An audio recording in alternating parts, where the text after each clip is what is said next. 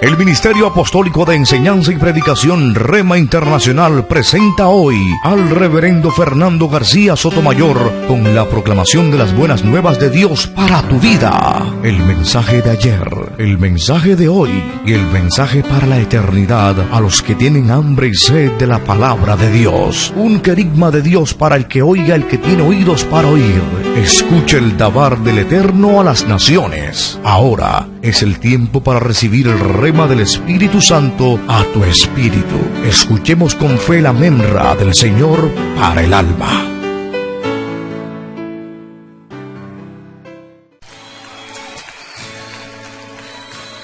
El Ministerio de Enseñanza y Predicación Rema Internacional presenta hoy al Reverendo Fernando García Sotomayor con la proclamación de las buenas nuevas de Dios para tu vida.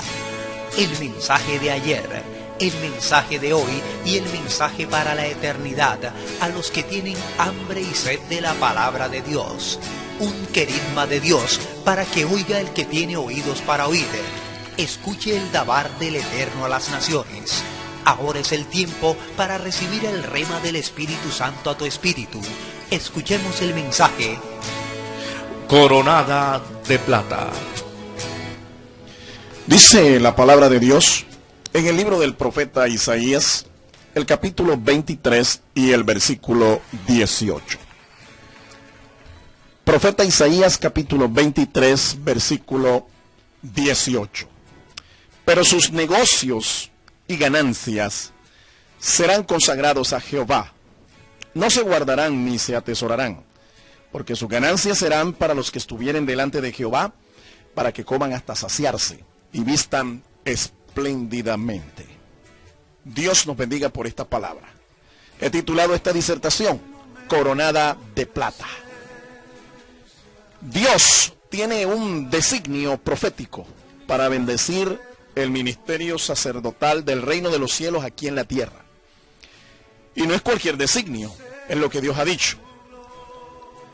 Y si nosotros queremos realmente ser bendecidos y hacer la voluntad de Dios, para financiar, para bendecir, para sostener el ministerio sacerdotal del reino de los cielos aquí en la tierra, tenemos que hacerlo a la manera de Dios y no como nosotros pensamos.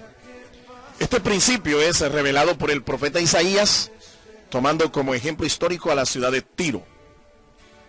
Esta ciudad era un antiguo puerto de Fenicia, que fue fundada en el año 2750 a.C.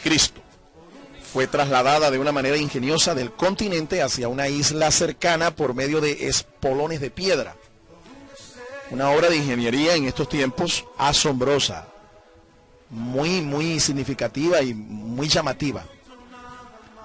Nombres de personajes como Hiram, Etbaal, Jezabel y otros se relacionan con esta ciudad. Estos personajes tienen una relación con esta ciudad. Hiram, Etbaal o Itobal, Jezabel, son personajes que se relacionan con la ciudad de Tiro. En la historia de Tiro, nosotros podemos aprender e identificar tres principios que nos llevarán a la ruina o a la prosperidad. Es significativo entonces que escuchemos estas verdades espirituales que están aquí reveladas, para que nosotros identifiquemos estos principios, los pongamos en práctica y de esta manera nosotros podamos llevar una vida en prosperidad, en bendición. De lo contrario, si se desoye, si no se tienen en cuenta estos principios, lo más seguro es que vamos a ir a la ruina. El primer principio es el de la identificación. ¿Quién era Tiro? Tiro era una ciudad de vocación comercial en la historia, similar a muchas de las ciudades de nuestro país. En Colombia encontramos ciudades de vocación comercial, como por ejemplo Barranquilla, un puerto marítimo y fluvial en nuestra costa atlántica. Una ciudad cosmopolita en la costa, pero también Cartagena, una ciudad también de vocación comercial. Y hay otras ciudades en nuestro país que tienen esta misma vocación. Son ciudades que, repito, su vocación es comercial y son ciudades que se convierten en emporios comerciales de las naciones, como lo fue Tiro. Tiro era un emporio comercial. En el capítulo 23 del mismo profeta Isaías dice que su provisión procedía de las sementeras que crecen con las muchas aguas del Nilo, de la mies del río. Fue también emporio de las naciones. Escuche, una ciudad inmensamente rica, coronada realmente de plata. Un emporio comercial que se nutría de las riquezas de las riberas del río Nilo. Esta era una ciudad de príncipes, comerciantes y nobles mercaderes, quienes ejercían el liderazgo mercantil del mar Mediterráneo, más específicamente el área oriental del Mediterráneo. En el versículo 8 de la profecía del capítulo 23 de Isaías dice: ¿quién decretó esto sobre Tiro?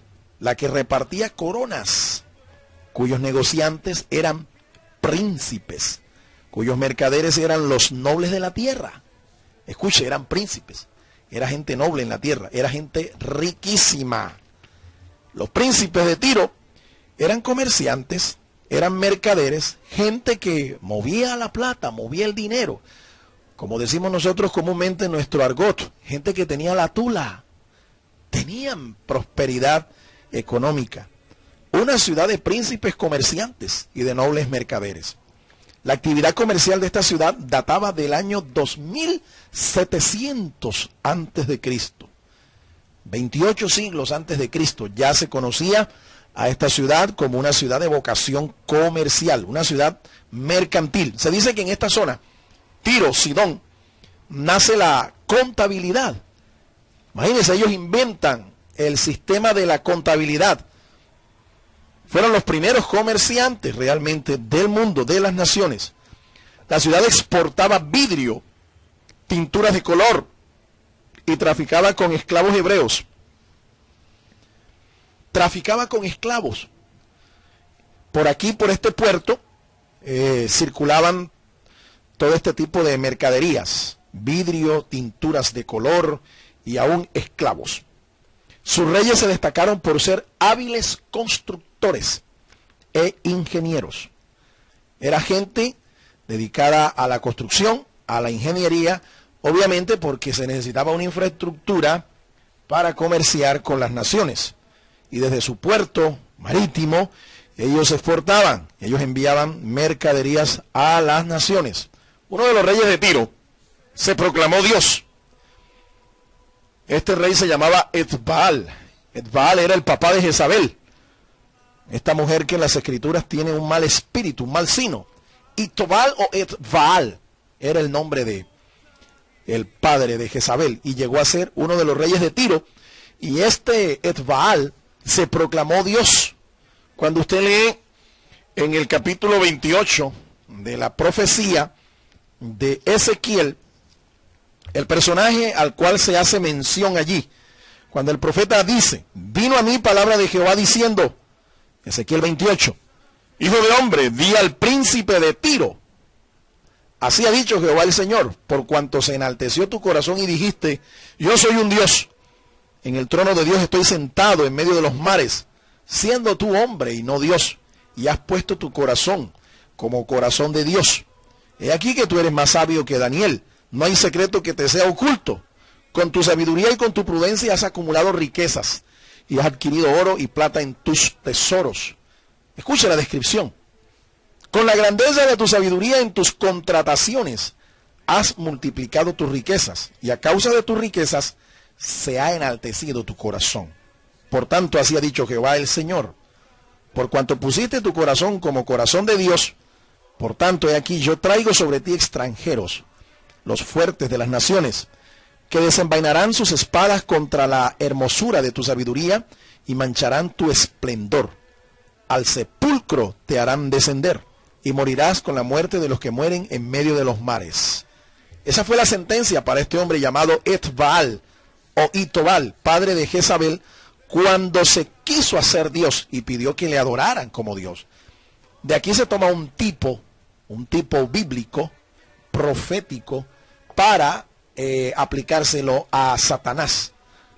Alguien que también, mucho tiempo antes, quiso hacerse como Dios y quiso destronar a Dios, y Dios le juzgó, Dios le reprendió.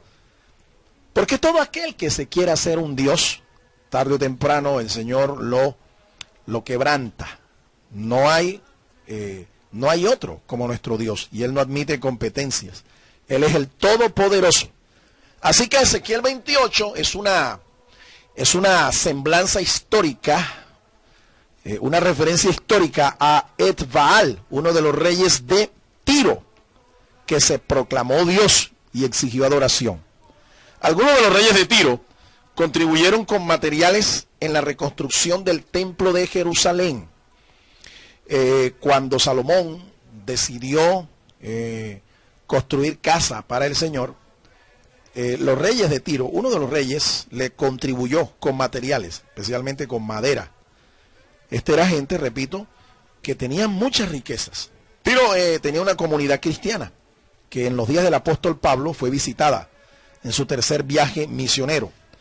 En el libro de los Hechos, en el capítulo 21, se hace mención de esta comunidad cristiana que se estableció en Tiro. Capítulo 21, versículos 3 al 6. Y dice así la Sagrada Escritura, la palabra de Dios. Al avistar Chipre, dejándola a mano izquierda, navegamos a Siria y arribamos a Tiro, porque el barco había de descargar allí. Y hallados los discípulos, nos quedamos allí 7 días. Y ellos decían a Pablo por el Espíritu que no subiese a Jerusalén. Cumplidos aquellos días salimos, acompañándonos todos, con sus mujeres e hijos, hasta fuera de la ciudad, y puestos de rodilla en la playa, oramos. Y abrazándonos los unos a los otros, subimos al barco, y ellos se volvieron a sus casas. Y nosotros completamos la navegación, saliendo de Tiro y arribando a Ptolemaida. Y habiendo saludado a los hermanos, nos quedamos con ellos un día. Allí había una comunidad cristiana, habían discípulos del Señor Jesucristo.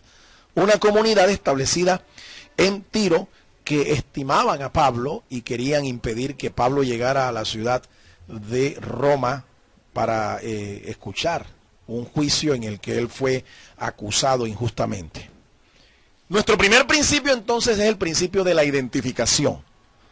Si usted puede notar, Tiro era una ciudad de vocación comercial, una ciudad de actividad mercantil intensa. ¿Sabe? Todo aquel que ame el trabajo, un trabajo digno, será prosperado. Dios no bendice a los perezosos, a la gente que considera el trabajo una maldición. Hay gente que cree que el trabajo es una maldición. Siempre y cuando el trabajo no se convierta en su amo, todo aquel que ame el trabajo y que honrosamente trabaje, será dignificado y será prosperado. Porque el trabajo dignifica al hombre. Note usted que el Señor, antes que el hombre cayera, le dio actividad, le dio trabajo, le dijo que labrara y cuidara el huerto. Cuando el hombre cae, esta labor se dificulta por las condiciones que el pecado trajo, no solamente a la vida del hombre, sino al entorno del hombre. Pero el trabajo en sí no es una maldición, es una bendición de Dios. Y en estos tiempos, quien trabaja tiene una fuente allí material para la provisión, para el sustento suyo y el de su casa, y para bendecir también la obra de Dios. Así que identifíquese con aquellos que aman el trabajo. Dios bendice la obra de nuestras manos. Dios bendice nuestro trabajo porque lo hacemos dignamente y porque esto es una forma de tener una fuente de provisión para nosotros y para los nuestros. El segundo principio es el de la ambición. Tiro representa el espíritu de aquellos que ganan el mundo entero, pero pierden su alma.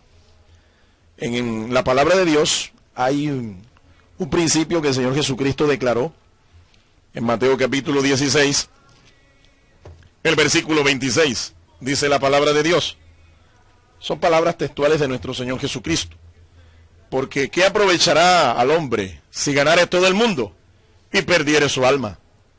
¿O qué recompensa dará el hombre por su alma?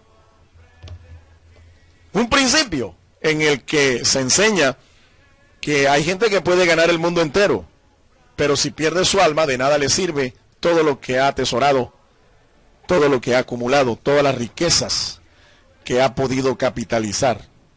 Tiro representa el espíritu de aquellos que aman las riquezas, que aman el dinero más que a Dios. Ganan el mundo entero con sus riquezas, pero pierden su alma. No atesoran para la eternidad. No atesoran en el reino de los cielos. Lo más importante, tesoros que tienen que ver con la vida eterna. Tiro representa a las naciones y a aquellos ministerios materialistas que se fundan en el capitalismo salvaje de la globalización moderna. Yo creo que Dios quiere bendecirnos a nosotros, pero Dios tiene un modelo. Dios tiene una forma, como lo dije al principio, y lo reitero. En la palabra de Dios hay un designio que Dios ha establecido para prosperarnos a nosotros, para prosperar nuestros ministerios, para prosperar nuestras vidas. Dios desea llevarnos, si es preciso, de la choza al palacio, pero tenemos que someternos a los preceptos del Señor. Tenemos que someternos al proceso de Dios. Entre los hebreos se dice que Dios enseñó a su pueblo, tomando como ejemplo la peregrinación de Israel por el desierto. Dios los llevó de la choza, de la sucá, Dios los llevó al palacio, al beit, como se dice en hebreo. Pero para ir de la choza, de la sucá, al palacio, ellos tenían que pasar por el tabernáculo, es decir, por la mizcá en el desierto, y tenían que pasar por la casa, sus casas. Ellos llegaron a construir sus casas después que se establecieron en Canaán. Llegaron a construir sus propias casas. Pero fíjense, es un proceso. Y Dios es un Dios de procesos. Pero quien no se someta al proceso de Dios, quien quiera ir directo de la choza, de la sucá, al palacio, al beit, cuando llegue al palacio, como no tiene fundamentos, como no ha pasado por un proceso que le permita madurar su carácter, la opulencia, la prosperidad, la bendición le hace daño. Se le sube a la cabeza porque no ha pasado por el proceso. Yo creo que Dios quiere bendecirnos. Yo creo que Dios quiere prosperarnos, pero cuando nosotros nos sometemos a sus preceptos. Yo creo en la prosperidad de Dios. Creo que Dios quiere bendecir nuestros ministerios. Creo que Dios quiere bendecir nuestras vidas. Creo que Dios quiere bendecir nuestras familias. Creo que Dios quiere bendecir nuestras iglesias, nuestras congregaciones. Pero no es de la forma capitalista, materialista, secular y salvaje como lo hace el mundo. El mundo tiene sus estrategias. El mundo tiene sus planes y sus formas. Pero nosotros no, nosotros tenemos que someternos al modelo de Dios. Someternos a los preceptos de Dios. Y en la palabra de Dios está bien claro cómo hacer para que Dios nos prospere. ¿Qué tenemos que hacer para que Dios nos prospere? Y esto tiene que ver mucho con el desarrollo espiritual de cada uno de nosotros. Hay un principio magno, soberano en las Escrituras que dice: amado, yo deseo que tú seas prosperado en todas las cosas y que tengas salud, así como prospera tu alma. Escucha, nuestra prosperidad integral es parte del plan de Dios para nosotros, pero Dios desea que primero nosotros seamos prosperados espiritualmente. Y en proporción a nuestra prosperidad espiritual, así será también nuestra prosperidad material. Tiro representa el espíritu de aquellos que sirven al Dios de las riquezas y no al Dios verdadero. El Dios de las riquezas es Mamón. Entre los griegos se conocía así, Mamón. Entre los hebreos, el Dios de las riquezas tenía un nombre, Mení o Gat. En el libro del profeta Isaías, en el capítulo 65 y el versículo 11, se hace mención a estas dos divinidades a las cuales el Señor reprendió, o por las cuales el Señor reprendió a su pueblo, porque cada vez que le ofrecían sacrificios a Gat y a Mení, lo que hacían era deshonrar al Señor. Dice el capítulo 65 y el versículo 11 del profeta Isaías: pero vosotros los que dejáis a Jehová, que olvidáis mi santo monte, que ponéis mesa para la fortuna y suministráis libaciones para el destino, yo también os destinaré a la espada, y a todos vosotros os arrodillaréis al degolladero, por cuanto llamé y no respondisteis, hablé y no oísteis, sino que hicisteis lo malo delante de mis ojos y escogisteis lo que me desagrada. ¿Sabe una de las cosas que más desagrada a Dios? Gente que no quiere someterse al proceso de Dios y quieren pasar de la escasez, quieren pasar de la pobreza a la abundancia, a la opulencia. Una de las cosas que más desagrada a Dios es esto, que hay gente que para evitar el proceso acuden a la fortuna, compran lotería, compran chance, el baloto. Y algunos inclusive, de una manera incauta, le dicen a los pastores, nos dicen a nosotros los ministros, pastores, que yo voy a dar el diezmo para la obra de Dios. Yo voy a bendecir la obra con lo que me gane de ese baloto. Déjeme decirle, esto no agrada a Dios.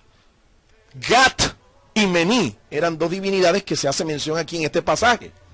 En el versículo 11 se llama fortuna a Gat y destino a Mení. Dos divinidades cananeas a las que el pueblo de Israel se estaba inclinando para ofrecerles sacrificios. ¿Para qué? Para que los bendijera económicamente, para que les guardara en el futuro, para que les augurara un buen futuro, un buen porvenir. Pero nosotros los cristianos no dependemos de un golpe de suerte para alcanzar la prosperidad. Para vivir en bendición lo que se necesita es depender de Dios y vivir bajo sus preceptos. Pero hay gente que quiere servir al Dios de las riquezas y no al Dios verdadero. Por eso son guiados realmente por un espíritu de ambición, y esto puede llevarte a la ruina. La ambición, la codicia de los bienes materiales de este mundo, el amor al dinero es la raíz de todos los males. Quiero decir, el dinero no es malo, lo que es malo es el amar al dinero más que a Dios. El dinero debe ser nuestro siervo, no nuestro amo, no nuestro Dios. El tercer principio que nosotros vemos aquí es el de la consagración. El de la consagración. El profeta anima a aquellos que tienen negocios y ganancias para que los consagren a Dios, para que no los atesoren ni los guarden, sino para que los pongan en las manos de Dios, los consagren a Dios y nunca falte la bendición en sus casas. La experiencia trágica de Tiro nos enseña que si tus negocios y tus ganancias no los consagras a Dios, tarde o temprano serán desoladas. Tiro fue una ciudad desolada. Ya en los días del apóstol Pablo, cuando el apóstol Pablo estaba haciendo su tercer viaje misionero, ya Tiro no tenía la grandeza comercial ni la opulencia en la que vivió en siglos anteriores. Ya no tenía esas riquezas, ya no tenía esos grandes capitales, ya no era la ciudad destacada en el oriental, en la zona oriental del mar Mediterráneo. Ya no. ¿Por qué? Porque sus príncipes, sus mercaderes, sus reyes, su gente no consagró a Dios estas riquezas, estos negocios. Aquí hablo a aquellos empresarios, hablo a aquellos hermanos que son comerciantes, para que aprendan a consagrar lo que Dios les ha entregado en sus manos. Aprendan a consagrarlo a Dios. Y Dios mismo será tu cobertura. Y Dios mismo será tu protección. Dios mismo será el que guarde tus negocios, el que guarde tus ganancias. Y mientras a tu alrededor caerán 1000 y 10,000 quebrados, arruinados, sin ventas, sin utilidades, usted estará en bendición. Su negocio estará en victoria. Junto a la consagración a Dios de nuestros negocios y de nuestras ganancias, Él nos dará la sabiduría, nos dará la ciencia y nos dará el gozo de poder disfrutar lo que estamos produciendo a través de nuestro trabajo. En el libro de Eclesiastés, en el capítulo 2 y el versículo 26, hay una palabra allí interesante que el Señor nos enseña.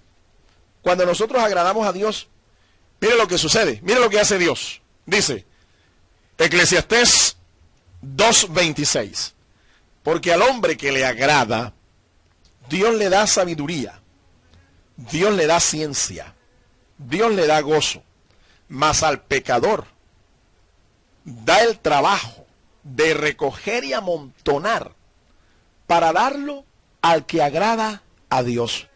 Y Salomón decía que esto era vanidad y aflicción de espíritu. En verdad así es. Muchas veces usted cosecha donde no siembra. Usted disfruta de lo que otro ha trabajado. Y lo que Dios promete es que las riquezas de las naciones, las riquezas de los impíos, pasarán a nuestras manos. Pasarán a nuestras manos. Dios les dará a ellos el trabajo de amontonar, de producir, de capitalizar. Y a nosotros nos transferirá estas ganancias, nos transferirá estos negocios. ¿A quiénes? A los que a Dios le agrada. ¿Y quiénes son a los que a Dios le agrada? Los que hacen su voluntad. A eso les da no solo las riquezas de esta gente, sino que le da la sabiduría, le da la ciencia y le da el gozo de poder disfrutar de estas cosas. ¿Sabe usted que mucha gente trabajan las 24 horas del día, no le alcanzan para trabajar y finalmente no tienen la facultad de poder disfrutar de aquello que en lo que han trabajado duramente, en lo que se han esforzado? Que otro es el que disfruta. Usted lo que tiene que cerciorarse es de lo siguiente: conságrese usted a Dios, consagre sus ganancias, consagre sus negocios, consagre sus talentos, consagre todos sus recursos, todo lo que usted es y todo lo que usted tiene, conságrelo a Dios. Y en las manos de Dios, esto se transformará en tremendas bendiciones. Porque si hay alguien que es un especialista en multiplicar lo poco, lo mucho que nosotros pongamos en sus manos, ese es el Señor. Acuérdese del milagro que el Señor hizo en aquel desierto. Lo hizo en 2 ocasiones, en el que con unos pocos panes y unos pocos peces comieron miles de personas. Acuérdese de eso. Dios no le importa lo poco o lo mucho que tú tengas. Lo que a Él le importa es que tú lo pongas en sus manos. Y nuestros pocos recursos o nuestros muchos recursos en las manos del Señor, Él los convertirá en grandes bendiciones, los multiplicará mucho más de lo que nosotros podemos hacer. Quiero concluir en esta hora. Tiro fue una ciudad asediada por reyes egipcios, asirios, babilónicos y griegos. Finalmente fue destruida por el gran conquistador Alejandro Magno en el año 332 a.C. Nunca más tuvo el mismo esplendor. La razón por la cual esto sucedió fue porque los príncipes, los mercaderes, la gente de Tiro no consagró a Dios sus riquezas, sus negocios, sus ganancias. No lo hicieron y fueron desolados. Aunque en los días del apóstol Pablo, como lo hemos escuchado en el libro de los Hechos de los Apóstoles, ellos ahí había una comunidad cristiana. Sin embargo, ya no tenía la misma grandeza, el mismo esplendor. Ya no tenía la misma opulencia que tuvo 27 siglos antes de Cristo. ¿Sabe? Esto sucede también con aquellos que no tienen la cobertura de Dios sobre sus posesiones. Cuando usted no tiene la cobertura de Dios sobre sus negocios, esto le puede también suceder a usted. Hay gente que se preocupa por su negocio y usted los ve consultando al brujo, consultando al hechicero, consultando al parapsicólogo, comprando el agüita verde, comprando la pata de conejo, comprando la herradura, comprando la oración de los 7 poderes y una cantidad de conjuros y de oraciones que le sirvan para proteger su negocio de la ruina. Pero yo te quiero decir a ti, te quiero hacer un llamado. El único que puede protegerte a ti de la ruina, el único que te puede proteger de la maldición, el único que te puede librar a ti de la quiebra en tus negocios es el Señor. Él es la única cobertura que tú necesitas. Pero usted tiene que hacer un pacto con Él. Usted tiene que establecer con Él una relación de pacto para que Él sea la cobertura sobre lo que tú tienes y sobre ti también. A los que aman a Dios y están delante de Él, estos construyen una economía estable. Estos construyen una economía duradera y una economía bendita, porque han entrado con Él en una relación de pacto. Usted también puede hacerlo. Usted también puede estar delante del Señor y construir con Él unos lazos tan fuertes que le permitan vivir en comunión. Y Dios le va a bendecir en su economía. Dios le va a bendecir en su entrar y en su salir. Dios le va a bendecir en el campo y en la ciudad. En donde quiera que usted se encuentre, la bendición de Dios estará con usted. Usted no correrá tras la bendición, no. La bendición correrá detrás de usted. Introduce tu empresa, mi amado hermano, en la economía de Dios. ¿Cómo lo puedo hacer, pastor? Comienza a sembrar regularmente de tus ganancias de tu negocio, ya sea un negocio mercantil o de tus proyectos, un proyecto de servicios, una empresa o un oficio profesional o tecnológico o artístico. Siembre regularmente de sus ganancias en la obra de Dios. Siembre en un proyecto de Dios. Siembre en la obra del Señor. Y de esta manera usted introducirá su economía bajo la cobertura de Dios. Y le voy a decir algo, si usted comienza a hacer esto, si usted lo comienza a hacer, usted verá cómo la bendición de Dios nunca se va a apartar de su negocio, no se va a apartar de su vida, no se va a apartar de su familia. Usted realmente aprenderá a vivir en la abundancia que el Señor promete en su palabra. Y no solamente en la abundancia, en la sobreabundancia. Usted será una persona que será un instrumento de bendición. No solamente para usted, para su familia, sino también para la obra de Dios. Invierta en la obra de Dios. Ahora, ¿con cuál de estos principios desearías tú vivir a partir de hoy? ¿Con cuál? ¿Serás de aquellos ambiciosos que solamente piensan en ellos, que por la avaricia de sus corazones se olvidan de Dios, se olvidan aún de la salvación de su alma?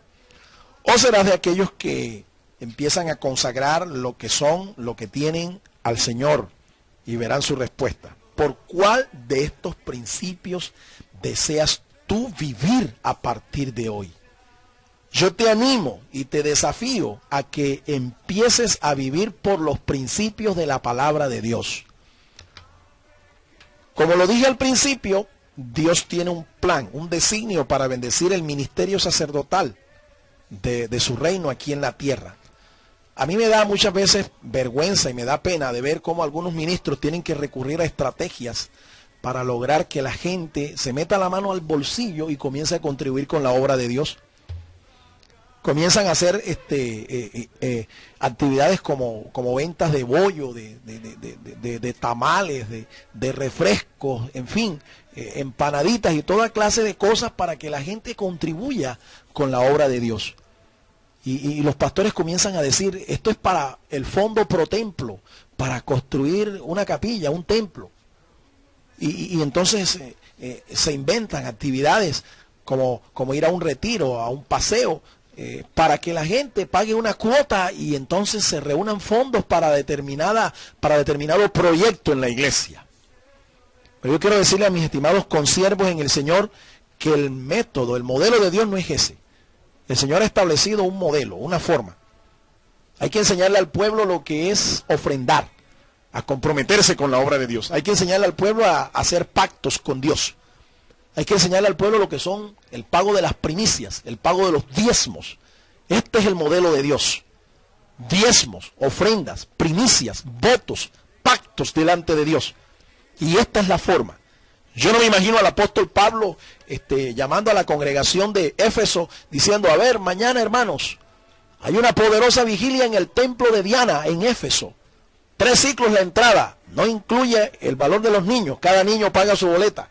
Fondo pro templo para la comunidad cristiana de Éfeso. Yo no veo al apóstol Pablo haciendo esto. O al apóstol Pedro ofreciendo un tour por el mar de Galilea a 5 ciclos por persona profundos para construir el templo de Jerusalén. Yo no escucho eso en las escrituras. Yo no escucho eso. Yo lo que escucho y veo es el modelo de Dios. Dios le dijo a Moisés que levantara ofrendas del pueblo para construir el tabernáculo. Y eran tantas las ofrendas que Moisés tuvo que decirle al pueblo, ya no más ofrendas. Yo no veo el día en que esto llegue a suceder aquí. Que nosotros tengamos que decirle a la gente, no más ofrendas, no traigan más porque ya hay demasiado. Pero antes por el contrario, yo lo que veo es que tenemos que inventarnos estrategias para que la gente se comprometa con la obra. ¿Cuántas veces aquí a través de este medio radial se ha llamado a la gente a contribuir?